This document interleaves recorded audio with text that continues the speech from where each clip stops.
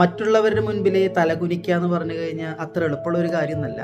എല്ലാവരുടെ മുൻപിലും ചെറുതാവുക അതൊക്കെ വളരെ വേദനിപ്പിക്കുന്ന, നമുക്കൊക്കെ ഒരുപാട് വേദന ഉണ്ടാക്കുന്ന ഒരു യാഥാർത്ഥ്യമാണ്. എന്നാൽ ഒന്ന് ചിന്തിച്ചു നോക്കിയേ, ഈ ലോകത്തിൽ നമ്മൾ വളരെ വലിയൊരു മനുഷ്യനാവുകയും എന്നാൽ സ്വർഗരാജ്യത്തിൽ തമ്പുരാന്റെ മുൻപിൽ പോയി നിൽക്കുമ്പോൾ വളരെ ചെറിയ മനുഷ്യനുമാകുന്നതിനെ കുറിച്ച് ഒന്ന് ചിന്തിച്ചു നോക്കി.